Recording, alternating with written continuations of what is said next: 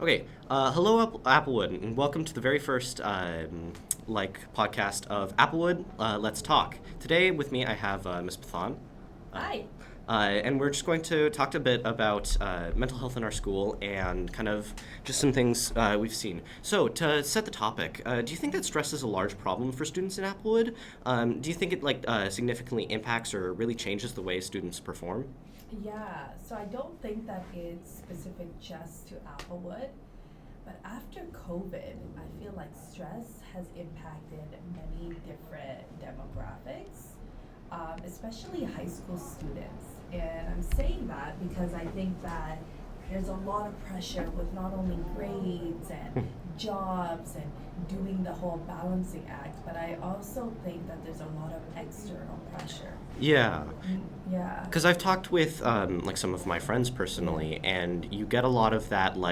Well, especially when it comes to later grades, you have to go for universities, and you've got to apply to scholarships, and it's all these things that kind of are being asked of students now. And I wouldn't have known what it would be like before COVID for high school students, Yeah. but I've noticed it's a problem for a lot of students now. Yeah, and also with like AI, for example. Yeah. Right now, and I'm teaching seniors right now, and they're telling me that they have to go through, they have to write this supplementary application, and one has to be in real life, and one has to be like this, one has to be recorded. It's like everyone is jumping through so many It's yeah, hoops. that's a good way to put it actually. Yeah. Like I was earlier, I think this weekend. Yeah. I was looking through some of the applications for scholarships and Yeah. stuff like that, and you look and you've got your automatic entrance and stuff like that, and then you look for any sort of extra, hey, I need some extra cash. It's like you have to be 92.5% average exact, and you have to be going into this program, and you have to be from this city, and it's I think especially just in terms for older students, it's a lot of the pressure of, will I be able to go to university or not? Will this scholarship, will this bursary let me go? Yeah. Or am I not going to be able to get the education I need? Yeah, and I also think that, and I started this with like post COVID because marks are significantly more inflated now than they were before COVID, okay? We will say that. And I think this isn't just an Applewood thing, I think it's province wide. And now post secondary schools are kind of responding to that by maybe increasing all of the Averages things and that things. you need in order to get into these programs. Yeah. I'm gonna date myself here, but I went to university 2007, 2008. Yeah. And if you had above 90, those are usually like SHULIC, IBBA, those kind of programs. But now if you look at everything, everyone wants Everyone's. above 90. Yeah, you look Yeah. at what an 80% average or higher is, you get a scholarship sort of thing like that. Yeah. But the averages from a lot of programs, even for arts and humanities programs, is you need 80 something percent. So I think this is just in response to that. it's just a lot of people are just starting to worry over it, and it's the workload, and it's another great point is actually, I've talked with a lot of friends. I'm a very lucky person amongst my friends to have a job. Is Yeah. one big Yes. thing. Is I went and I got a job at Longo's, and that was very nice. But a lot of people are struggling to find that, and for the kind of expectations Yeah. from other people, it becomes a super big worry of, can I get the money to go do the things I want, or sort of thing like that. For a lot of people who don't pack lunches or something like that, the big Yeah. worry is, how much is it gonna cost me today? Yeah, and even then, you get into these programs, and I'm not sure if you're aware of the term education inflation, Yeah. where it's people are doing the jobs now that you didn't need all these certifications And education to do it, whereas 15, 20 years ago, you could have got the job with a Exactly. basic university degree. Yeah, You know what I mean? with a So smile and a all these handshake. external pressures really do have an impact, Yeah. especially on my senior students. Do you see ways in which these kind of struggles and stress or mental health struggles show themselves in class? Do you see it kind of? You know, it starts off with the student being a little bit more quiet than usual. You've been in my class. Yeah. We're a loud class, right? We're Yeah, learning. definitely. We're bouncing ideas off of each other. And if I'm used to a student who is often participating in all of this, and then all of a sudden they don't, so this is how it creeps up, right? You get the disengagement. You also get the student who's absent a lot. You get the students who's often asking to go in the hallways. And this triggers a red flag in Yeah. your head as a teacher because you have these relationships with the kids. So it starts off like that, but then you can also see physical effects, right? Where you see someone hasn't maybe showered in a few days, they haven't had anything to eat, they look really tired, they're not sleeping, they're up all night.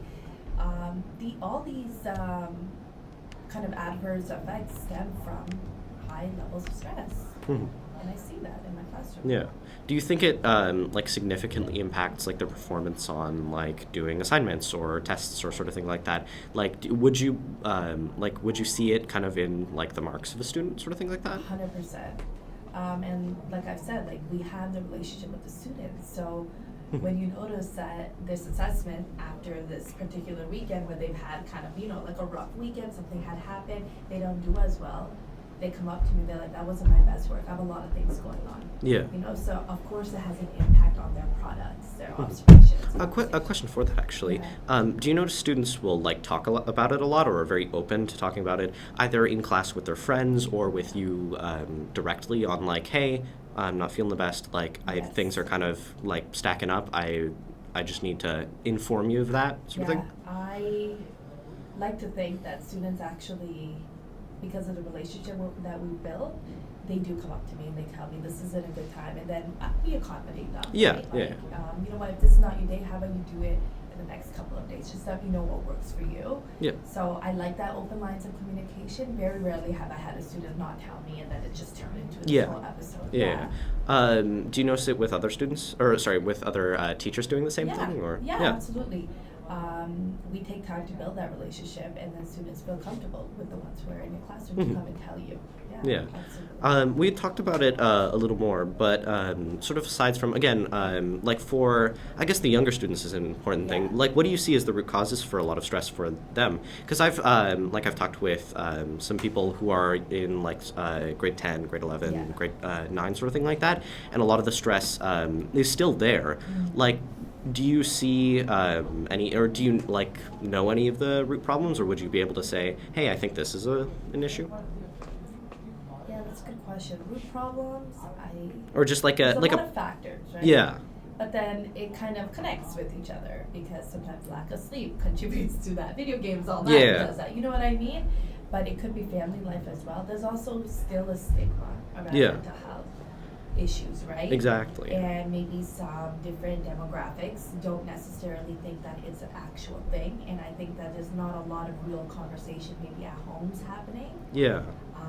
As much as it should. Of course, there has been progress since I was in high school. Yeah, definitely. I hear it more with the students and stuff, but community-wise, I feel like there still needs to be a little bit more destigmatizing happening, a little bit more conversations around it. Yeah, I definitely agree, because at least personally with some experiences, I've talked with a good couple friends, and a lot of the ways in which people discuss these issues is really joking. A lot of Yeah. people, they don't, like, it's a way to kind of, I guess, defend themselves. It's like, Yeah. hey, things aren't great, but I'm not really comfortable talking about it, Yeah. so I'm just gonna slide in a little joke here, and Yeah. we're gonna laugh about it. Right. Or they'll use the terms loosely. They'll be like, Yeah. oh, I have ADD today. Yeah, I have yeah. OCD, that's why. You know what I mean? Like Yeah. we're making it a joke when it's not. Yeah, because like it's a large issue for a lot of people. Yeah. I've seen friends of mine who are just completely out of it, and they'll spend an entire class just sleeping because Yeah. they've been so stacked with other things that it just like it lands on them hard. Yeah. But like I think a lot of the issues that I've seen, at least for lower grades, is it's just people don't like talking about it. It's not a Yeah. comfortable thing for people. It's not, because then you're vulnerable in Yeah. that situation. When you feel safe, you're able to talk about it. But it puts you on the spot. I don't think anyone likes that feeling. Yeah. You know? A good way to put it is, in my opinion, I think a really good way to put it Yeah. is people don't want to feel like when they talk about like mental health issues and stuff like that, it's sad. Yeah. It feels Yeah. sad, and people Yeah. don't want to feel sad. They don't want to have to confront their own, hey, am I feeling great, sort of thing like that. Yeah. So yeah. Yeah, because it makes you become, like, you have to be introspective, and I think that's a skill in itself, Mhm. to know something is happening and that you may need help. But, the conversation is happening. We are moving in the right direction. But this is a top-down Mhm. thing that needs to happen, right? We need stronger governmental policies and supports in school systems, especially where Yeah. I work, right? So there definitely needs to be more macro level supports. Yeah. A question on that, actually. Like, what policies or supports do you notice? Or, like, like, because I've heard a lot. Like, I've done some research. We have, Peel Board has their own policy. The Ontario Board of Education has their own direct, like, you have to establish a policy. But do you really, like, do you see it implemented? What do you see implemented? Yeah, it honestly comes down to who you're voting in the provincial level. Yeah. Because if we only have one or two, let's say, psychoeducational consultants or whatever the title is, if we only have one or two in the whole board, that's a lot of schools that we have to cover. Yep. You know what I mean? So I think that we do need a little bit more funding so that we see a trickle-down effect in each of the schools, right? Yeah, because I think one of the biggest things is it's a bit of the education of like how we talk about mental health in the schools, Yes. and then like kind of afterwards, because we'll like mental health is important and we need to talk about it, and we'll talk about, hey, are you feeling all right, sort of thing like that, but we don't really do anything past that. Like, I think a lot of students, even within the school, tend to forget that you can talk to your guidance counselor. Yeah, That's we have those, that's one of the best options, is that you can talk to your guidance counselor. You can talk to Even other the support supports zone. we have Yeah, around the school, right? Like Ms. Hills, teacher librarian, she is always there. exactly. For many, she sees other students that maybe I don't get to interact with because I'm in a classroom. Yeah. You know what I mean? There's other supports out there, but we do need more. We need to highlight them, and we need to make them like Yeah. that you can come in and there's no sweat about it. There's no, Yeah. you don't have to worry, Yeah. sort of thing like that. Because I think the biggest thing for especially students who are like experiencing struggles with mental health Yeah.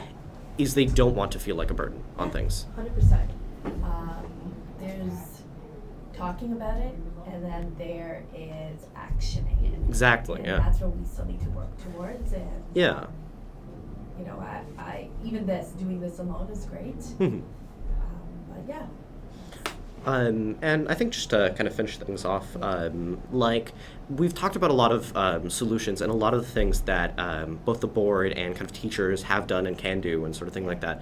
But kind of on a more personal level, what do you think students can do for themselves to try and, like, I guess, work with their own like struggles, or try and, I guess, manage things? Yeah, I think a lot of it stems from open line of communication with home life, right? Yeah.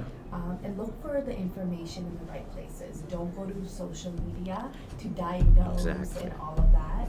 I like the community centers that we have here, like in Mississauga, Brampton, Caledon, wherever you live. They often have community connections, whether even if it's religious affiliation, a temple, a mosque, a church, YMCA, whatever it is, they also have connections, but look in the right places. Yeah. Don't go to social media, don't go to TikTok, Instagram, these famous influencers that are saying, oh, we all have bipolar disorder. You know what I mean? You don't need. There's no seven Credible questions. sources, my yeah. friends, credible. There's no seven ways to tell if you have depression, go sort of to thing. an actual professional.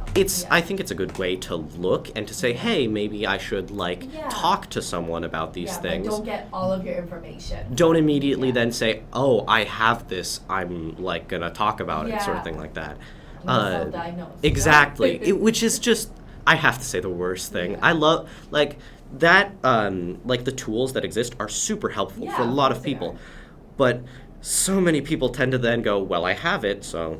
And that's it. And it Yeah. just makes it so sucky. Yeah. So I do have to agree with you. I think a lot of it comes down to, like, you have to kind of do some things for yourself, and you have to, like, there's supports out there. Like, a great example is, I think the Peel Board themselves has an entire resource page of, hey, here are counseling groups, here's support lines you can talk to, here's the this, that.